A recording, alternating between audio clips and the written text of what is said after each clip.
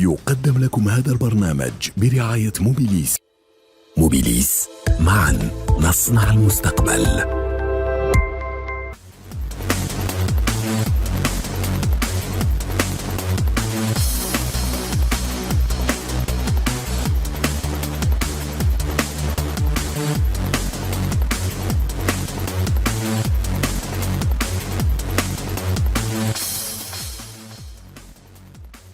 Madame, Monsieur, bonsoir. Merci de nous faire confiance. On est heureux de vous retrouver en ce lundi soir. Aujourd'hui, nous accueillons Maziane Iril, entraîneur, joueur international, entraîneur national, entraîneur de club, président de club également. Vous avez tout fait.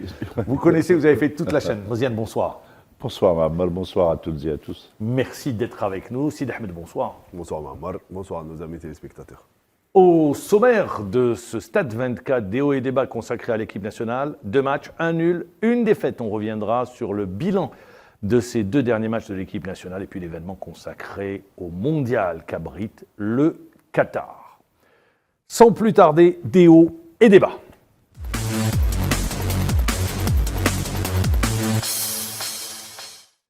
Consacré aux 2 matchs de l'équipe nationale, le premier contre le Mali, match nul, 1 but partout avec une équipe bis qui a été alignée face aux Maliens. Et puis un deuxième match, cette fois-ci, première sortie européenne sous l'ère Belmadi contre la Suède. C'était le 5e match contre les Suédois. Et l'équipe nationale a été battue 2-0. Retour sur ces 2 rencontres avec Sid Ahmed Radis. Pour leur première rencontre amicale de la trêve internationale de ce mois de novembre, les Verts affrontaient le Mali au stade Miloud Hetfi à Oran. Une équipe algérienne remaniée et en pleine reconstruction dans un stade pas très garni pour l'occasion. L'Algérie a été tenue en échec dans un match qui n'apporte guère d'enseignement. Le début de la rencontre est prometteur avec un pressing agressif sur l'adversaire, marqué notamment par cette occasion de scorer rapidement provoquée par Saïd Benrahma à la 2e minute de jeu sur son côté gauche et dont la frappe finira par s'écraser sur le poteau du portier malien. Les Verts ne parviendront pas, pour autant, à se montrer dangereux au fil des minutes. Alors que l'on se dirigeait vers un score vierge à la mi-temps, sur un corner, Touba en demi-volée reprend un ballon qui traîne dans la surface malienne et qui sera repoussé par Koné de la main. Penalty logique, Riyad Mahrez se cherchera de le transformer et permettra ainsi à l'Algérie de prendre l'avantage. 1-0 au terme de cette première mi-temps pas très convaincante.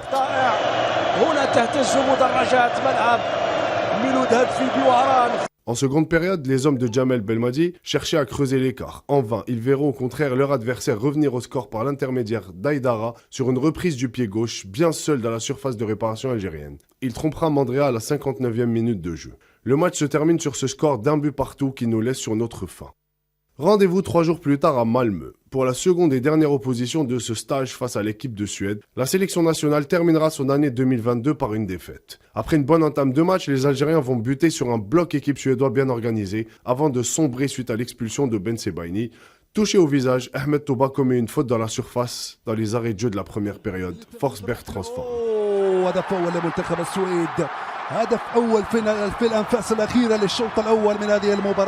À peine revenu des vestiaires, Touba encore lui commet une énorme boulette en dernier défenseur, il se fait chipper le ballon. 2e but pour la Suède, c'est sur ce score que le match va se terminer. Prochain rendez-vous pour les Verts en mars 2023. Une année 2022 à oublier. Elle a débuté par une Coupe d'Afrique des Nations, on sort au premier tour, une élimination en Coupe du Monde et les 2 derniers matchs, 1 nul, 1 défaite. Maziane Iril, question. Ces 2 matchs qu'on doit analyser différemment, parce qu'il y a une équipe qui est alignée contre le Mali et l'équipe type, disons-le, qui est alignée contre la Suède. Dans l'analyse, elle doit être complètement différente.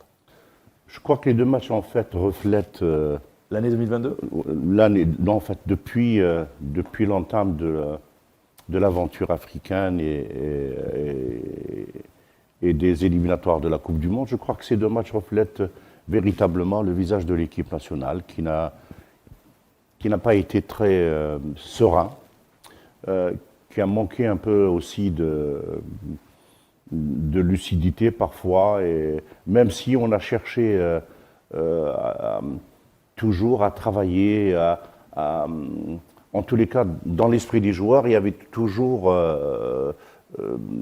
cette histoire d'être toujours les meilleurs, d'être ceux qui n'ont pas encore perdu, ceux qui ont été champions d'Afrique. Et je crois que finalement, le match du Mali et le match de la Suède reflètent très bien, sur le plan psychologique en tous les cas, l'état des lieux de l'équipe nationale. Parce que contre le Mali, quand on regarde, c'est un milieu inédit qu'il aligne. Il fait appel à Alibi, ça c'est un grand point d'interrogation, mais c'est le choix de l'entraîneur. C'est une attaque également qui est remaniée, une défense remaniée, donc c'est pas son équipe type. L'entraîneur dit « j'ai testé sur ce match ». Les joueurs, sinon, je n'ai pas beaucoup de dates FIFA. C'est vrai que c'est la grosse difficulté pour les autres. Et contre la Suède, est-ce qu'on doit scinder ce match en 2 parties, 35 minutes où on joue à 11 et la sortie de Ben Sebaini? Et après, on fait il est vrai qu'à c'est le tournant du match? Ah oui, oui. Jouer à 10 contre 11, c'est pas du tout évident contre une équipe qui est très bien organisée. Mais en fait, le sélectionneur national, je crois que depuis un certain temps déjà, cherche une équipe type. Il n'a pas d'équipe type pour l'instant. Il est en train d'essayer, de voir, pour former un puzzle qui tienne la route, mais il sait pertinemment aussi que l'état de santé d'une équipe, son état, être performant, c'est avoir des joueurs de qualité, de haute facture. Actuellement, je crois qu'on a une équipe moyenne. Il y a une baisse de régime? Oui, tout à fait. Selon les disponibilités des joueurs qu'il a sous la main. On ne peut pas demander à un entraîneur de donner plus que ce qu'il a sous la main.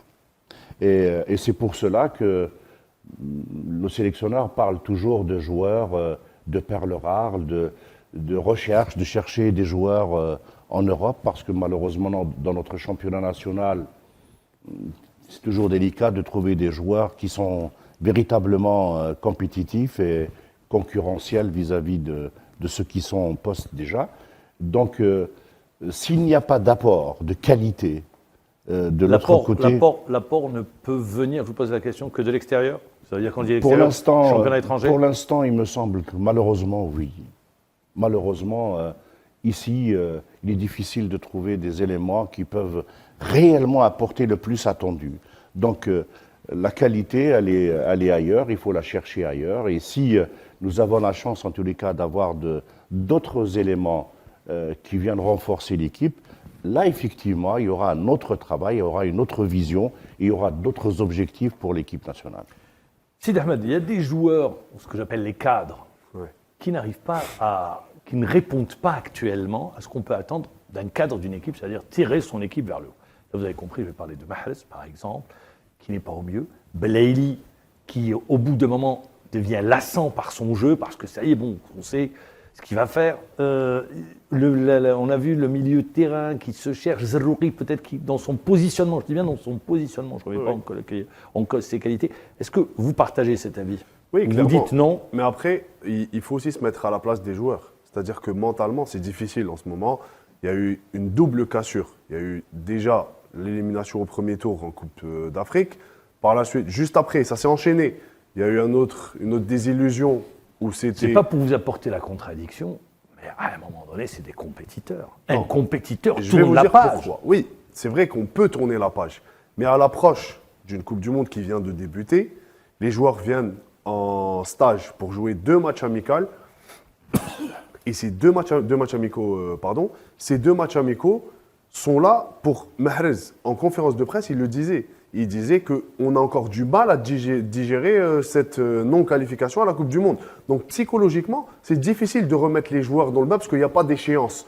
Et en réel compétiteur, un joueur qui ne joue pas une Coupe du Monde, ça affecte. On a du mal à le digérer, le fait de ne pas aller en Coupe du Monde, en sachant que la Coupe du Monde va débuter et nous, on va jouer 2 matchs amicaux face au Mali et face à la Suède. Par contre, moi, je voudrais rester sur le match du Mali. L'entraîneur national a voulu essayer. C'est une équipe en pleine reconstruction, il cherche des solutions pour l'avenir. Il y a des points positifs. Il y a des joueurs qui ont démontré de belles choses. Exemple je pense à Tougaï. Ah oui, il a fait un très bon match. Il sortait du lot. Il peut s'installer à l'avenir dans cette charnière centrale algérienne. Il y a aussi Léris qui peut aussi être une bonne solution. On l'a pas vu. Pas beaucoup. Oui. Moi, je ne sais pas. Léris, je le dis avec tout le recul nécessaire, est-ce que c'est son poste là où il a joué? Lui, il joue arrière droit. D'accord. Il joue latéral droit. D'accord. Il a joué au milieu. Oui, à un moment donné. Il était également au milieu de terrain. Après, il est polyvalent. Voilà. Mais vu les qualités qu'il a démontrées, un joueur, on le reconnaît tout de suite à sa touche de balle, à sa prise de balle, à sa passe, à son appel de balle. Donc on sait tout de suite que c'est un joueur qui a de la qualité. On pourra peut-être s'appuyer dessus. Il y a Benrahma qui revient bien aussi sur la première mi-temps face au Mali. Après, il s'est éteint. Voilà, il était l'élément le plus dangereux de cette équipe algérienne. Mais comme vous l'avez dit, c'était une équipe vraiment remaniée. C'est une équipe bis qui a joué face au Mali. On s'est fait un peu manger tactiquement, si on peut dire ça comme ça.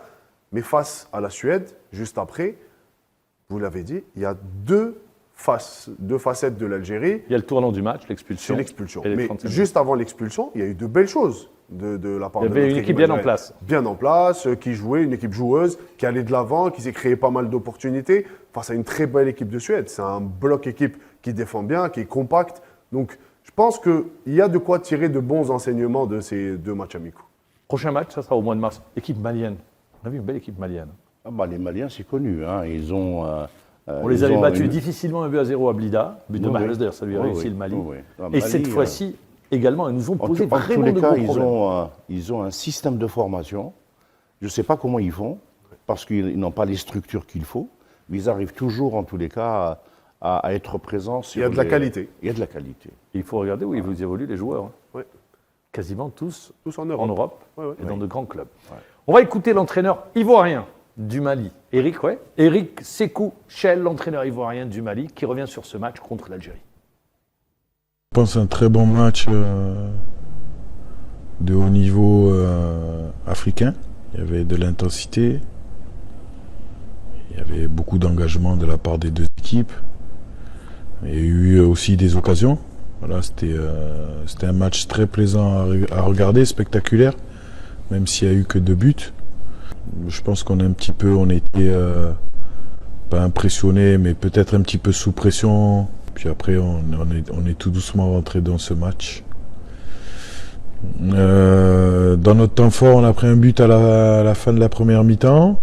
Voilà, sur un penalty que je pense un peu litigieux. Bon, j'ai pas vu les images, mais voilà.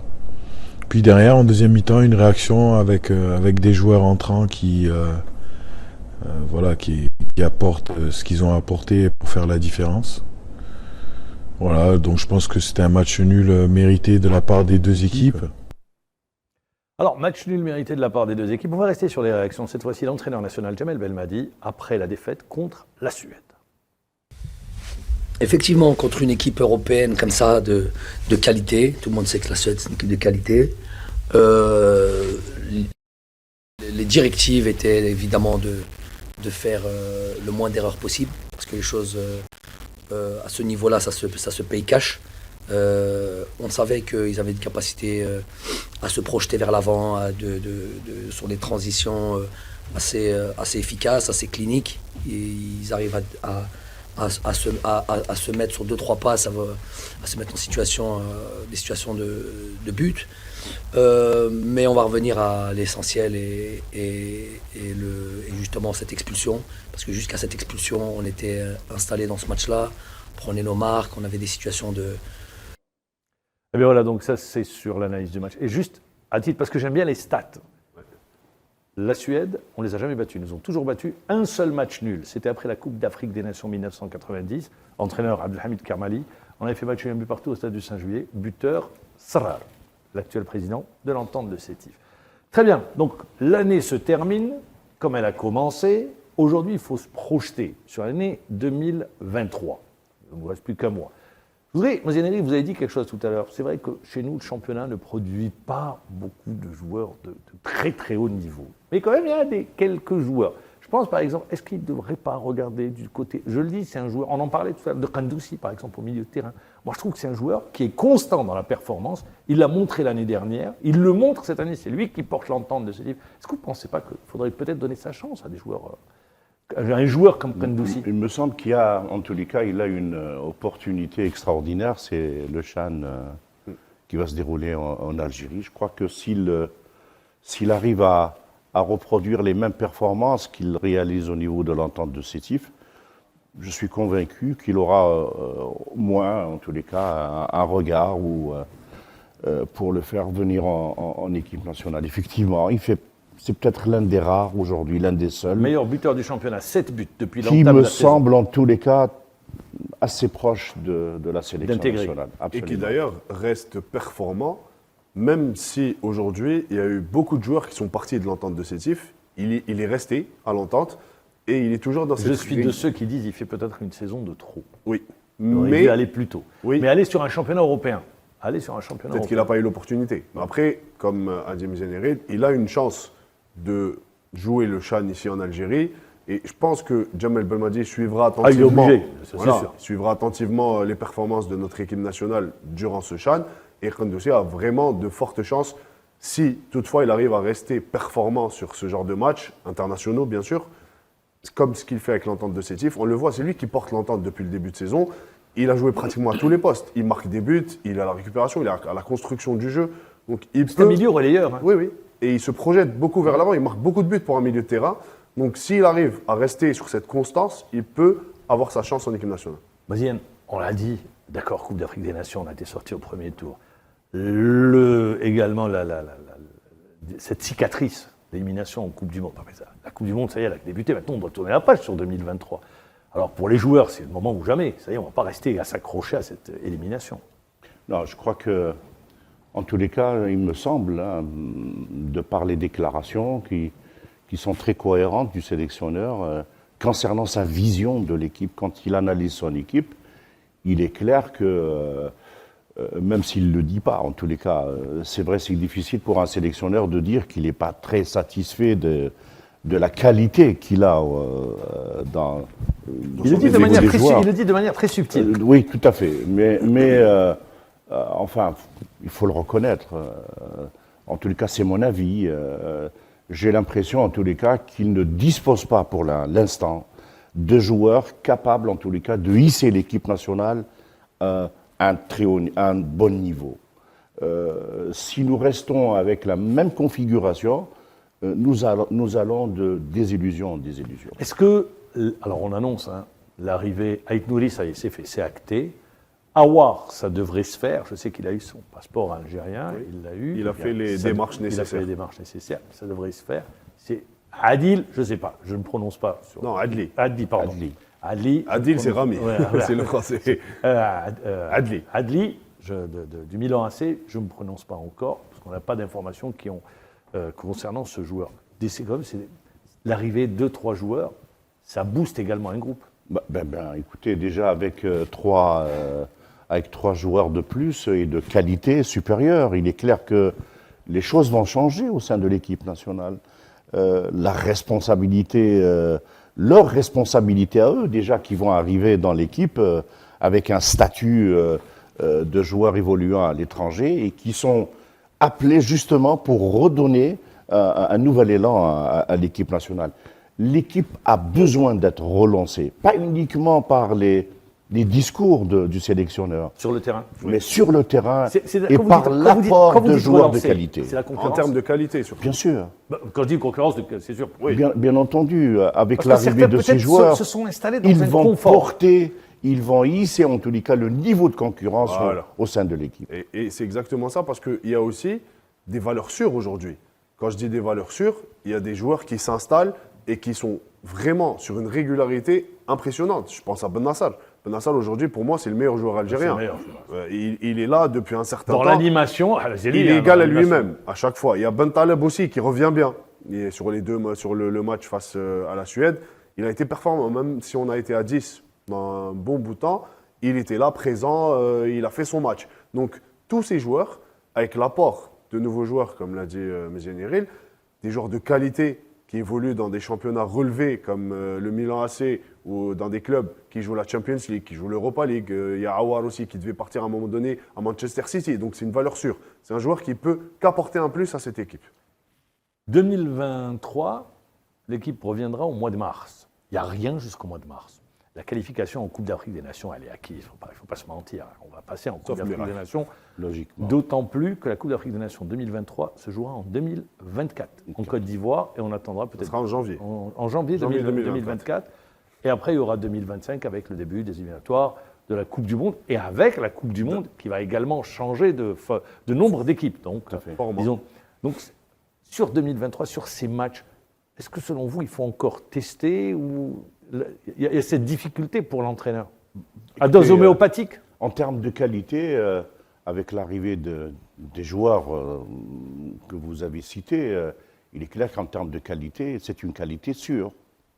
Nous les avons déjà vus évoluer, et tout récemment, ce sont des joueurs vraiment qui peuvent apporter beaucoup à l'équipe nationale. Maintenant, le reste, c'est voir comment ils vont intégrer l'équipe, dans quel état d'esprit ils seront, trouver les mécanismes qu'il faut pour qu'il y ait une intégration Rapide. parfaite, en tous les cas acceptée de tous, hein, et que la cohabitation soit saine. C'est à ce moment-là que l'équipe nationale prendra un nouvel essor et pourra se fixer d'autres objectifs plus intéressants. On attendra 2023 avec impatience. Et je pense que d'ici 2023, les gens ont fait l'impasse sur la Coupe du Monde, parce que la Coupe du Monde sera terminée. Ça y est, c'est fini la Coupe Ça y du est, Monde. c'est fini. Le 18 décembre, on connaîtra le On tourne le la page. vainqueur. Et à ce moment-là, parce que, comme je vous l'ai dit tout à l'heure, je pense que c'est vraiment la période qui fait que les joueurs pensent encore à cette Coupe du Monde, parce qu'on est en plein dedans. Il y a encore ce match face au Cameroun qui revient à chaque fois. Si on le rejoue 1000 fois, on avait fait le plus dur d'aller battre le Cameroun chez lui. Et ensuite, on se fait éliminer, on le sait tous, on ne va pas remettre le couteau dans la plaie. Mais voilà, je pense que d'ici 2023, on aura tourné la page et on en ouvrira une autre pour essayer d'aller chercher Merci ce Sidi Ahmed, trophée. la transition est toute faite sur l'événement. L'événement, c'est la Coupe du Monde.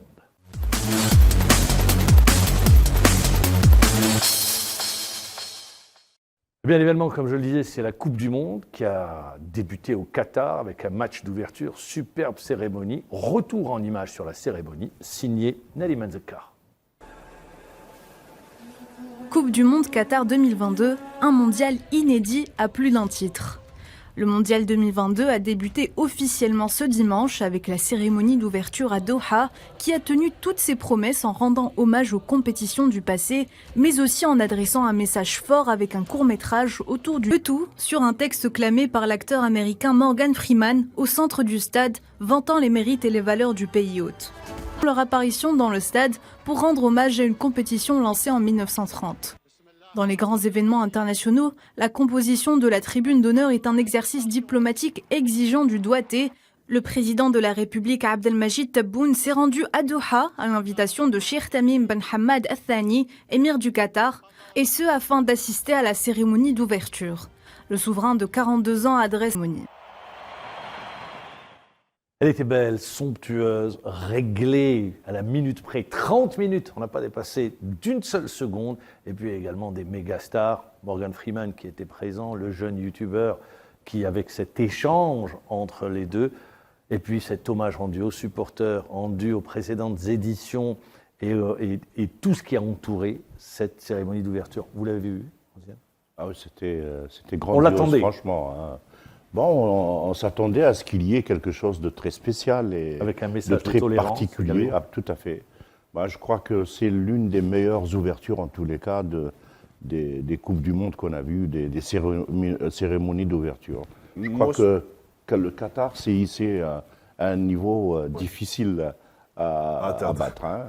C'est la Coupe du Monde la plus chère. Oui. 220 milliards de dollars. de dollars investis. Mais je le rappelle, 220 milliards, les stades, l'infrastructure également, métro, transport, et puis ça se déroule sur une même ville. Et il y a une nouvelle C'est une ville qui a première. été construite. C'est-à-dire Donc- que même sur le plan économique, le Qatar, au-delà de l'aspect sportif et de cette Coupe du Monde qui va se dérouler sur 8 stades, il y a 7 stades qui ont été construits depuis 2010, c'est vraiment l'apport économique que va porter ce pays juste après la Coupe du Monde qui est intéressant à soulever. Et ce que j'ai aimé le plus dans cette cérémonie d'ouverture, c'est que c'est la première fois sur une édition de Coupe du Monde où on revient sur les différentes Il y a un éditions, hommage les qui a été 21, rendu. voilà, le bel hommage qui a été rendu à toutes les éditions passées. Mosiane Eril, également pour rester sur cette cérémonie d'ouverture et sur le Qatar qui organise cette Coupe du Monde, vous avez suivi la conférence de presse d'Infantino et le discours Oui. d'Infantino. Oui. Je suis arabe, je suis africain. Oui, oui. C'est-à-dire en disant, là, pour résumer, stop à la polémique. Oui, Stop. tout à fait. Il fallait dire ça en 2010, sinon il ne fallait pas donner la coupe du Monde au Qatar. Tout à Aujourd'hui, fait. place au football. Ouais. Je pense que Infantino également Eh bien, il est tout simplement monté sur le ring. Finalement, il est intervenu Au bon moment. pour mettre un holà à tout ce qui se dit ça et là autour de l'organisation de cette Coupe du Monde par le Qatar. Alors, place au football. La Coupe du Monde a Et en débuté. parlant de Oui. polémique, Mohamed Jabbour, Ah, vous voulez rester sur la polémique? juste un chiffre. Je vais vous donner un chiffre. Oui. Beaucoup de pays ont appelé au boycott. Et on a vu les différentes campagnes de boycott de part des pays occidentaux. Je citerai une chaîne de télévision française qui a enregistré 5,13 millions de téléspectateurs pour la cérémonie d'ouverture au Qatar contre 3,9 millions en Russie. Donc, Pour vous dire. bravo le boycott. Ouais, bah, C'est pratiquement le double. Quand on aime, qu'on est des passionnés, comme dirait l'autre, la passion du football et Dépasse. la beauté également, tout le monde attendait cette cérémonie Exactement. d'ouverture. Alors place au football, on va parler football maintenant, on va revenir au match d'ouverture. Le pays organisateur, c'est la première fois que le pays organisateur est battu lors du premier match. Ils affrontaient l'Équateur, qui était absent lors de la dernière édition. Mais il n'y avait pas photo sur ce match. 2-0, victoire de l'Équateur, Valencia doublé, mais il n'y avait pas photo, elle était absente. J'avais l'impression qu'ils étaient tétanisés, les joueurs qataris. Bah, c'est vrai qu'ils étaient tétanisés par l'événement et par la grandeur d'abord de la cérémonie d'ouverture et aussi par l'enjeu du match. Et puis sur le plan de la qualité, il n'y a pas photo entre les deux équipes. Le football qatari, sans l'apport des étrangers, demeure un football. Mais pourtant, c'est les étrangers. Tout à fait. Quand je regarde la naturalisé. composante Oui, naturalisée, Il y a eu quelques-uns. 5 Ouais, joueurs ouais, sur l'équipe dont titulaire. 2 Algériens. Voilà. Oui, Bodiaf et Khoury. Tout à fait. Mais je crois que dans l'ensemble, en termes de qualité, Un entraîneur en l'Équateur place. demeure supérieur. Un entraîneur en place depuis 2017, l'Espagnol. Oui. Et on l'a vu, la première mi-temps, le match est plié en première mi-temps, mais on ne l'a pas vu, elle n'a pas existé. Il y a eu 5 tirs, 4 Et il y a non pas eu- cadrés. Et ce qui frappe. Côté ce qui est- qatari, hein. Oui, côté qatari. Ce qui est frappant, c'est qu'à aucun moment, ils pouvaient réagir. Il n'y a pas eu de réaction. Il n'y a pas eu. Aucune réaction. C'est-à-dire qu'on sentait que c'était une équipe qui était impuissante face à l'Équateur, qui, on l'a vu en seconde période, a vraiment géré son match et géré son avance. Donc, ils ont pas voulu accélérer sur la deuxième mi-temps. Ils étaient là à gérer tranquillement. Mais ce qui est frappant vraiment, c'est cette incapacité des Qataris à aller. Il n'y a pas de sursaut d'orgueil de se dire on joue chez nous, c'est le match d'ouverture. Il n'avait pas les moyens, tout simplement. Tétanisé par l'événement Tout à et fait, complètement tout à fait. loufoque sur le terrain. Non, il n'avait pas les moyens. Il à n'avait pas fait. les moyens De techniques rivaliser, voilà. de rivaliser Tout à avec fait. cette équipe équatorienne qui aurait pu marquer un troisième but à l'aise, aggraver la marque. Véritablement supérieur. Largement, dans tous les domaines. Largement, Dans tous les domaines. largement. Alors, 2-0, ils ont gagné, mais dans ce groupe, il y a un Africain dans ce groupe, c'est le Sénégal. Le Sénégal jouait aujourd'hui contre la Hollande. Les Pays-Bas, 3 fois finalistes de la Coupe du Monde. La dernière fois, c'était en 2010. Vous avez été battus par l'Espagne, 1-0. Cette équipe sénégalaise, pour tous les Africains que nous sommes, c'est l'équipe qui a C'est le plus l'espoir. de chances de tout simplement casser ce plafond de verre des quarts de finale. Or, aujourd'hui, elle a résisté, mais à la fin, elle s'est effondrée pour s'incliner 2-0. L'absence de Sadio Mané, Mozienne, a pesé. Bah, il est clair que. Parce qu'on a tendance à dire on ne résume pas une équipe à un joueur, mais bon, là, non, mais il apporte oui, beaucoup. oui, mais un joueur de cette valeur, quand il vous manque, vous ressentez son absence. Hein. Mais enfin, il faut dire aussi que la Hollande, ce n'est pas une équipe moyenne. Hein. Oui. Ce n'est pas une petite équipe. Bien hein. sûr. La Hollande, ils ont de grands joueurs, ils ont un bon championnat. Il y a Des le retour. joueurs qui sont. Beaucoup sont à l'étranger. le qui jouent retour de ailleurs. Luis Van Gaal, qui connaît bien la maison, a fait beaucoup de bien depuis son arrivée. C'est le 12e match consécutif. Plus, c'est le 15e 15e match, pardon. 15e match sans défaite. Sans défaite. Et ils sont sur une série de 15 matchs sans défaite, la Hollande. Mais ils n'ont jamais baissé les bras face à l'équipe. Alors, moi, j'ai vu une belle équipe sénégalaise, les Lions de la Teranga. Non, mais vous avez dit, Mohamed Jabbour, ils ont tenu. Moi, je dirais, ils ont fait le jeu. Et c'était pas vraiment une équipe. C'est un match ouvert. Hein. Non, pratiquement, les meilleures occasions étaient à mettre à l'actif des Sénégalais. Ils n'y ont pas cru, peut-être, sur les 30 derniers mètres. Mais on a vu une équipe dominatrice qui se projetait bien, qui était joueuse. Il y a eu la blessure qui était sortie de. Je pense que c'était Idrissa, qui avait fait beaucoup de mal à la défense. Mais sur les 2 buts hollandais, c'est 2 gardien erreurs Bandi. du gardien. C'est vraiment 2 erreurs du gardien. C'est des erreurs d'appréciation. Sur le premier but, il rate sa sortie. Et sur le deuxième, il dévie le ballon sur l'attaquant. Donc, quand on revoit la physionomie du match, ne reflète pas le résultat. Parce Alors- que, mis à part ces 2 occasions, la Hollande avait des difficultés face au Sénégal. Ah, ils les ont mis en difficulté. Ouais. Moi, j'ai vu sur un pressing haut, ils avaient des Exactement. difficultés à sortir le ballon. Moi, je vais rester Mendy, justement. Mendy qui a perdu sa place de titulaire à Chelsea depuis l'arrivée du nouvel entraîneur. Donc, il manque de compétition. Il n'y a pas du tout de compétition. Ouais. Est-ce que sur ce type de tournoi, vous ne le payez pas? Ben, écoutez, Bon, aujourd'hui, c'est le cas. c'est, quand on voit la performance, bien sûr, on se dit finalement, on n'aurait pas dû avoir un autre choix. Mais avant cela, je crois qu'il faut se poser beaucoup de questions. Quand on se met à la place d'un entraîneur ou d'un sélectionneur, c'est pas toujours évident. Hein. Beaucoup de gens ont Après, on tendance peut à refaire le réagir match. après coup. Ils refont à chaque fois le match. Et refaire le match n'apporte pas de solution tangible. Oui. C'est avant le match qu'il faudra réfléchir. Et La avant solution, le c'est à match, l'instant T. il a plus eu confiance dans ce joueur que de. Il a que sa de le colonne choisir, vertébrale. que de- Il a sa que de le colonne changer. vertébrale. Ouais. Et aujourd'hui, Il a eu tort, c'est vrai. Mais après match. après match, avant match, voilà. tout le monde louait les mérites de Mendy, hein, qui sort d'une belle saison. Rappelons-le l'année dernière, le changement d'entraîneur, Oui. puisque le départ de C'était, Tuchel de Chelsea et l'arrivée de l'Américain, eh ben, il a perdu sa place de titulaire à Chelsea. Moi, je voudrais rester. Ils perdent 2-0 les Sénégalais. Et on le dit sur ce type de tournoi, ne pas rater Son le premier premier match. match. Ah oui. Est-ce que pour vous, messieurs, ça compromet dans ce groupe les chances de qualification des Lions de la Enfin, Teranga? ça vous met déjà En d'ores et difficulté. déjà en difficulté. Et vraiment, parce que vous savez que si vous perdez votre deuxième match, vous êtes éliminé. Donc aujourd'hui, je le disais, l'Équateur a pris une option sur le Sénégal. Parce que clairement, si on prend ce groupe et on analyse, le favori, c'est les Pays-Bas. Avec une bonne génération de joueurs, même s'ils font un match moyen face aux Sénégalais, mais ça reste des joueurs de qualité, il y a des joueurs Ils d'expérience. peuvent monter en puissance. Ils peuvent remonter. Ils vont monter en Et puissance. il y a beaucoup de joueurs. D'ailleurs, le banc est important et est intéressant parce que quand on voit un Memphis Depay qui rentre à la place de Janssen et qui est à l'origine du deuxième but, c'est qu'il y a de la qualité dans le banc hollandais. Après, les Sénégalais, vraiment, ils se mettent en difficulté par rapport à ce match-là et en plus, ils encaissent 2 buts. C'est-à-dire que déjà, dans les têtes, on est sous pression. Sur le deuxième match, simple. si on perd, on rentre à la maison. Aujourd'hui, Donc, ça se résume, il faudra battre le l'Équateur Qatar et l'Équateur. l'Équateur. Parce que le match, la qualification va jouer contre l'Équateur. Tout à fait. Et puis voilà, un gros score.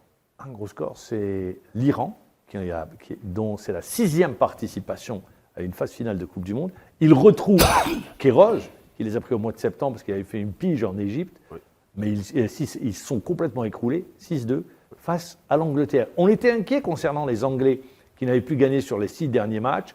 Une équipe anglaise qui, sur les 2 derniers grands tournois, a été demi-finaliste de la dernière Coupe du Monde, ce qui s'était déroulé en Russie, et finaliste de l'Euro où elle avait été battue Vous par avez l'Italie. les changements qu'il a fait dans les dernières minutes, l'entraîneur de l'Angleterre. Il a fait rentrer 4 joueurs. Et la Les qualité. 4 super joueurs. Ils Qui sont tous titulaires dans leur club. Exactement. Vous avez vu le banc de touche qu'il a, l'entraîneur.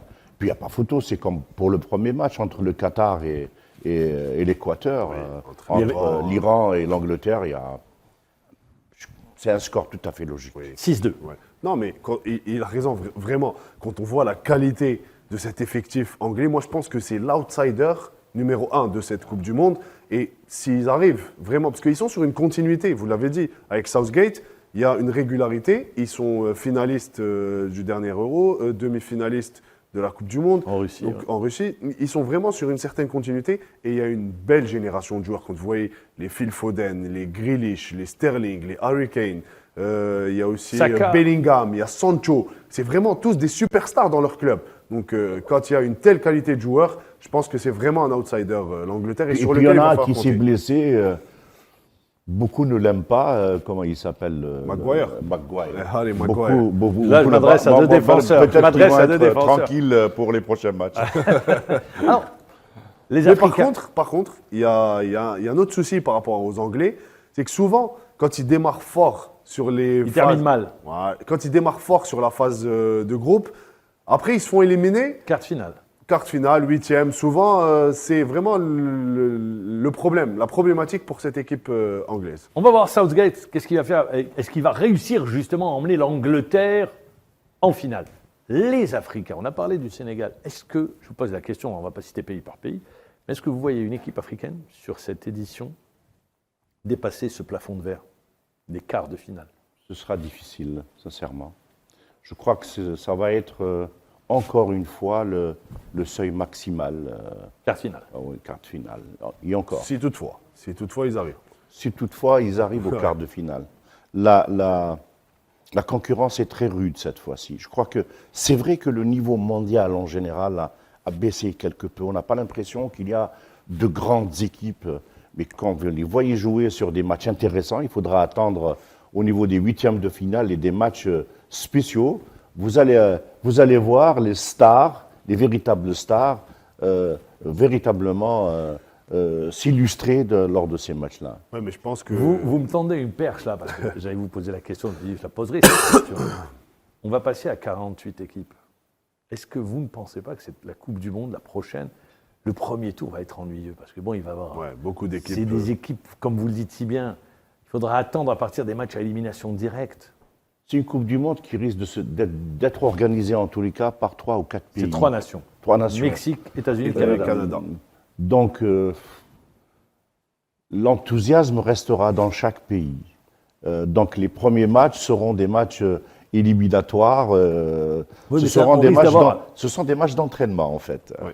Et puis, Les choses sérieuses commencent par la suite, après le premier tour. Des matchs de préparation pour les grandes nations. À partir des huitièmes de finale.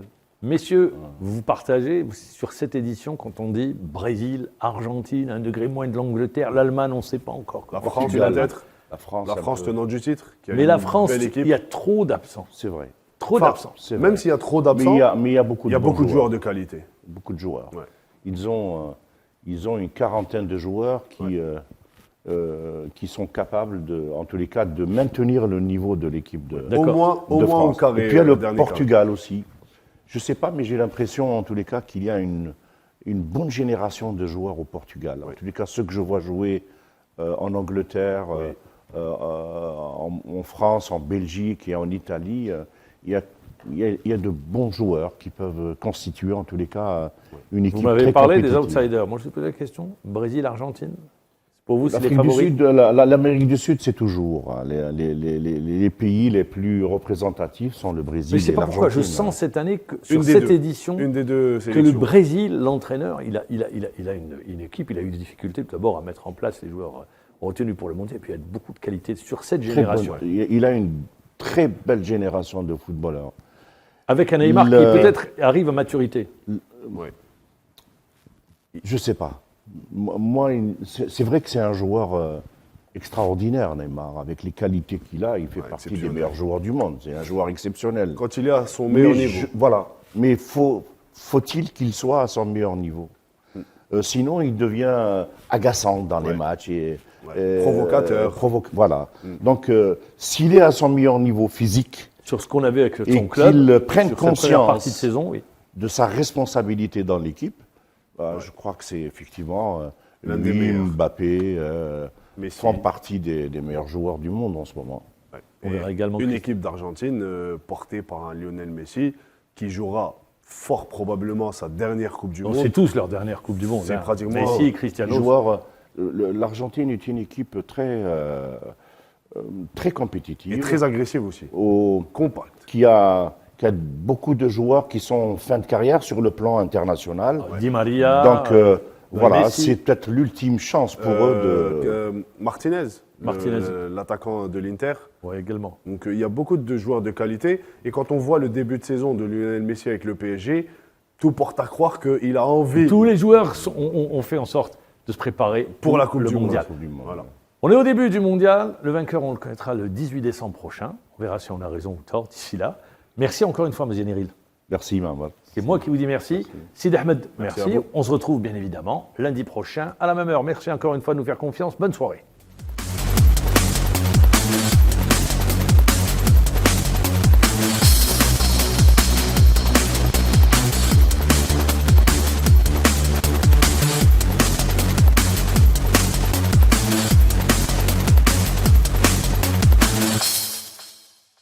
قدم لكم هذا البرنامج برعاية موبيليس.